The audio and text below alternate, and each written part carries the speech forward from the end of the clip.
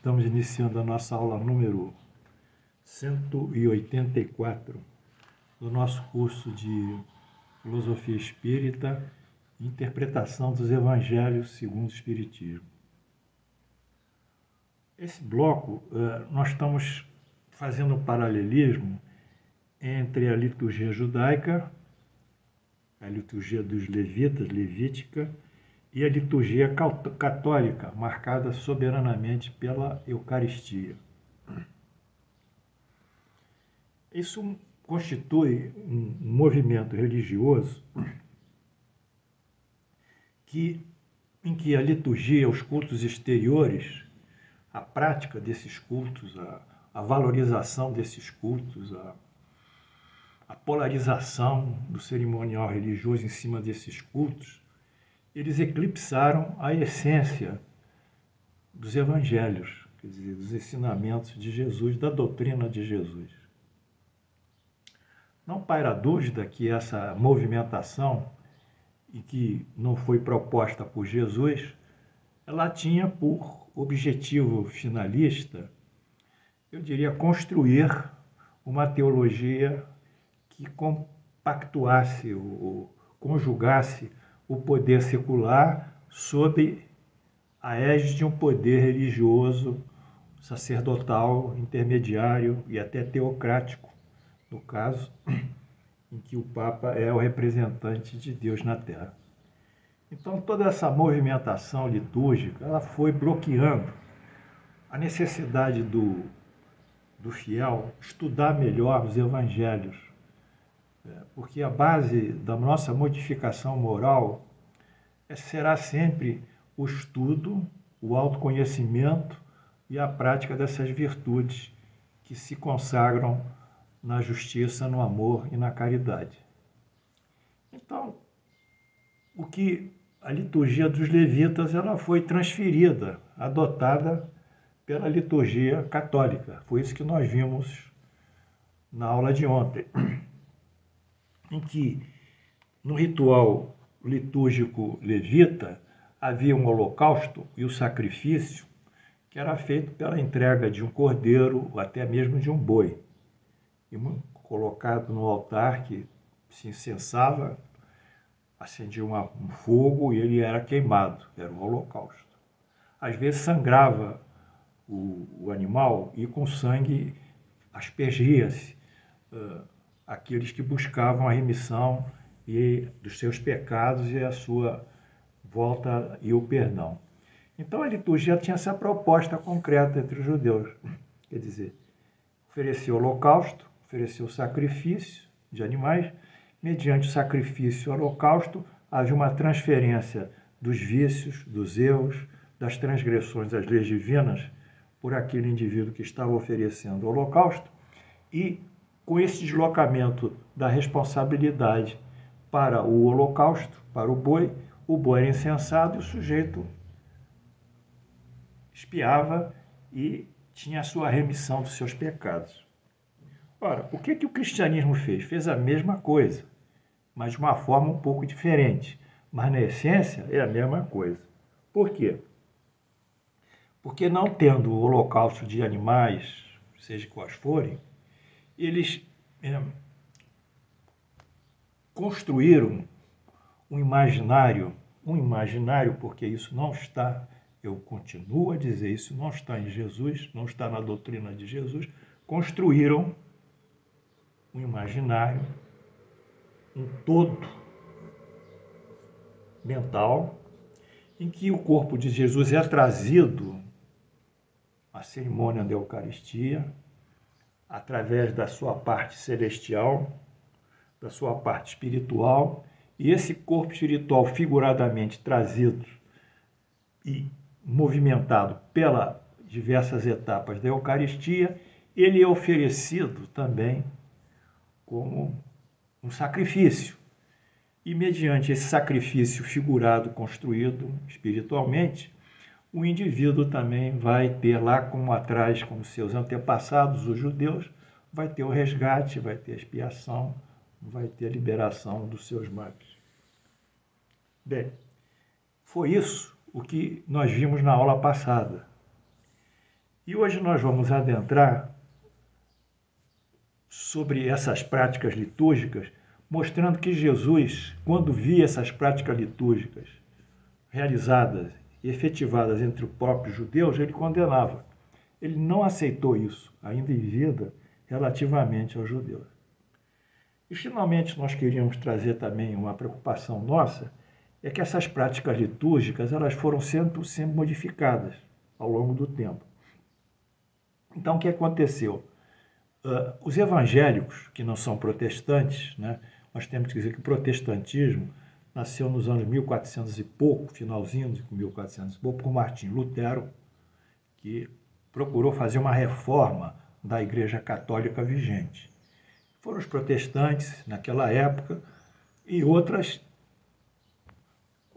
dissidências do catolicismo romano, como o anglicanismo, como a Igreja Ortodoxa Russa, como a Igreja grega também. Enfim, há muitas dissidências na origem, depois, do cristianismo de Roma, ou do catolicismo romano. Mas de talvez uns 60 anos para cá, surgiu um grupo evangélico, que também adotou a liturgia. Mas a liturgia é tão interessante neles que eles chamam de shows da fé.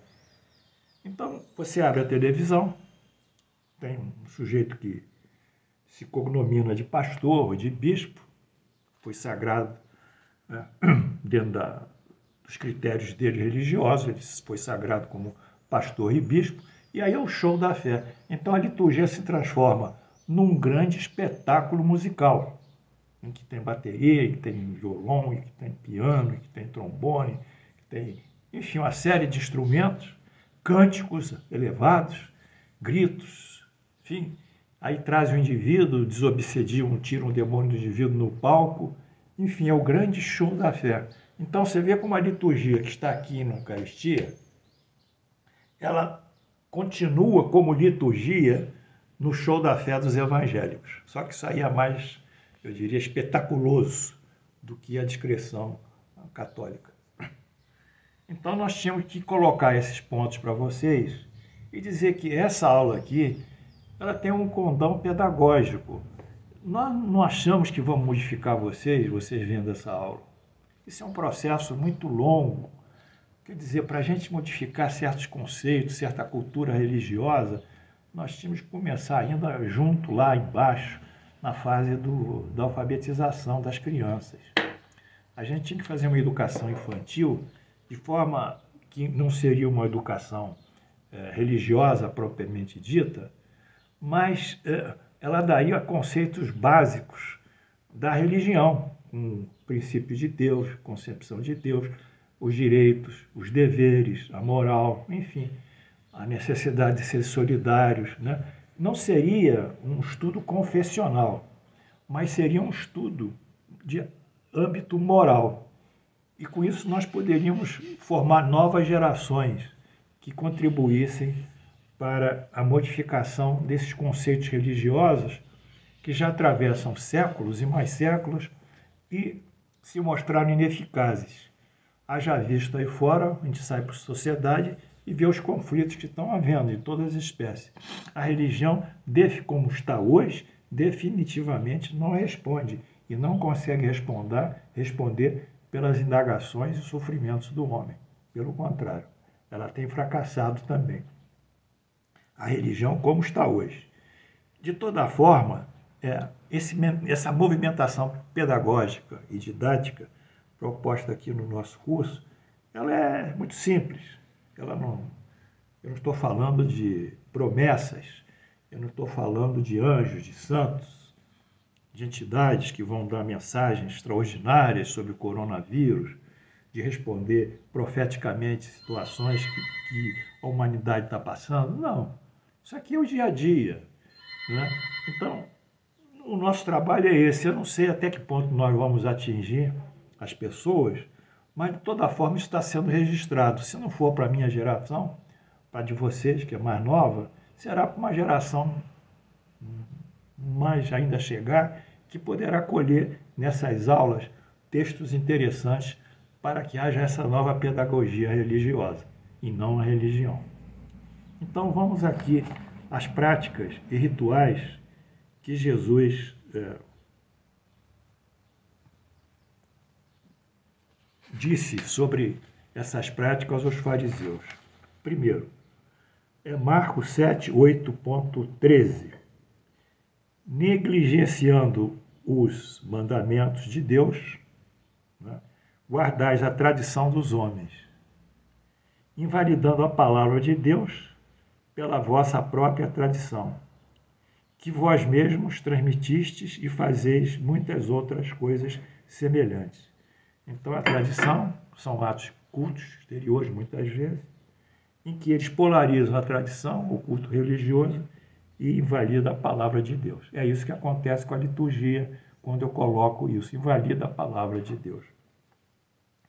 Vamos a outra citação.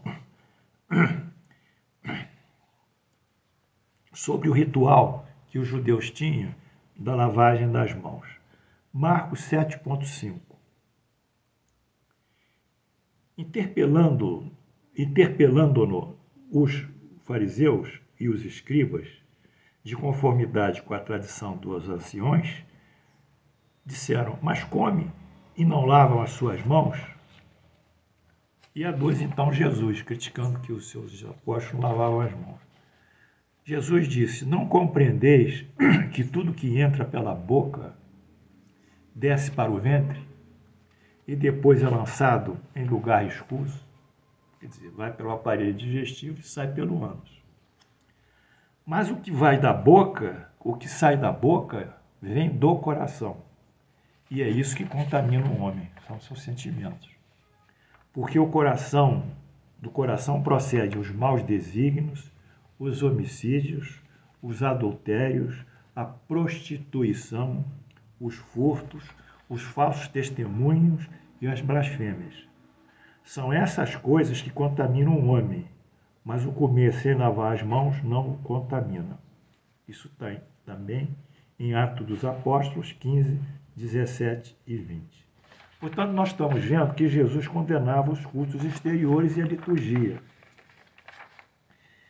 então praticada pelo clero judaico, e em vida nada propôs, liturgicamente falando, a esse respeito. Agora, mais interessante ainda que nós encontramos nos evangelhos. A última ceia, que é chamada também Santa Ceia, ela constitui 3 capítulos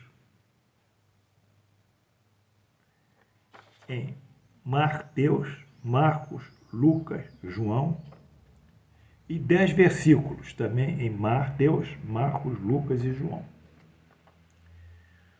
Bom, porém a Bíblia, ela tem 90 capítulos, ou seja, dos 90 capítulos, só 3 tratam desse ato litúrgico, da última ceia, que a igreja transformou em liturgia. E só tem 10 versículos a tratar disso. 10. Mas a Bíblia tem 374 versículos. Ora, num total de 90 capítulos, 3 são sobre a liturgia. E num total de 374 versículos, 10 apenas são sobre a liturgia. Quer dizer, de uma significação muito pequena. Bom, nós estamos caminhando. Na próxima aula, nós vamos, gradualmente, nós vamos interpretar realmente o que Jesus quis dizer, à luz das metáforas dele, abertas, de acordo com a concepção, eu diria, não religiosa nesse sentido, quer dizer, não litúrgica, mas uma concepção muito aberta, de quando ele levanta o pão, que abre o pão, dizer que é o pão, eis o meu corpo. Depois ele levanta uma taça com vinho, eis aqui o meu sangue, fazeis isso em minha memória.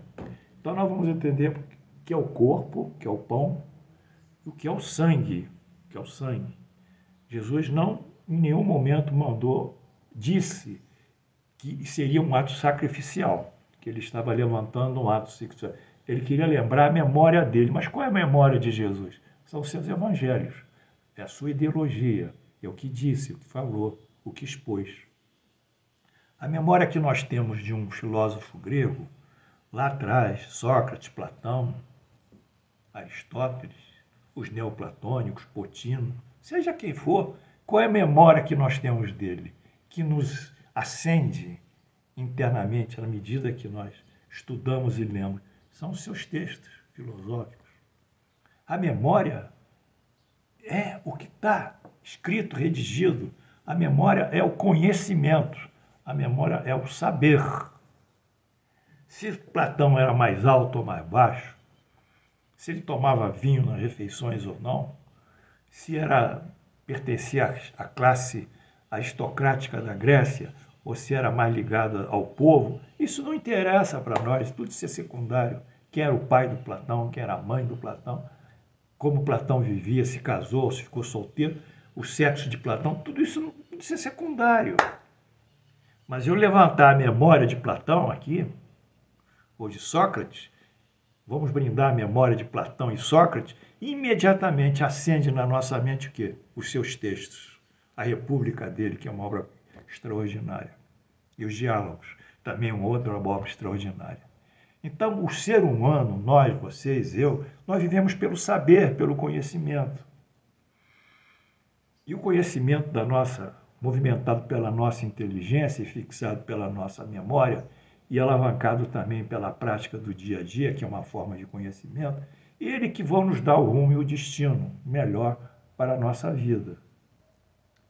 Então, quando surge a religião, com o mecanismo de nós chegarmos a Deus, chegarmos às grandes verdades, porque nascemos, porque temos uma vida de sofrimento e de felicidades alternativamente, porque adoecemos, porque morremos, o que fazemos, o que existe antes da vida, o que existe depois, após a vida, todas essas grandes questões que perpassam o conhecimento religioso, essas grandes questões, elas são sempre atualizadas, são sempre atuais. Então é isso que nós queríamos passar a vocês. Na próxima aula nós vamos continuar esse trabalho sobre a liturgia, mas hoje nós mostramos alguns textos, com toda honestidade, em que Jesus não abona a liturgia. E mostramos também que a última ceia é interessante, nós vamos estudar também na próxima aula, porque Leonardo da Vinci pintou aquela última ceia e fez de Jesus um caucasiano, um branco de olhos azuis, louro, que coisa! Deu um fenótipo dele totalmente europeu, às vezes nórdico, quando ele nasceu lá no Oriente Médio, naquela insolação, quando ele era semita, de um tronco semítico, e era de ascendência judaica, judeu por um momento. Então, tudo isso faz parte da nossa história. Mas, à medida que nós estudamos isso, meus amados alunos, com toda a fraqueza eu digo a vocês, nós vamos nos libertar.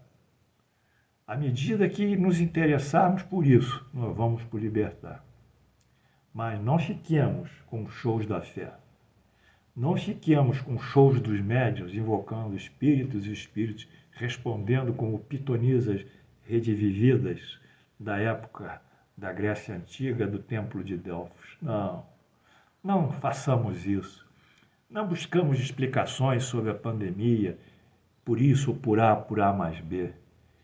Vamos caminhar humildemente, singelamente, estudando, revisitando a nossa Bíblia, o nosso Evangelho. Eles são muito ricos em explicações. E o próprio Espiritismo, sobretudo, pela sua filosofia, ele nos dá uma série de entendimentos que outras filosofias não conseguiram alcançar.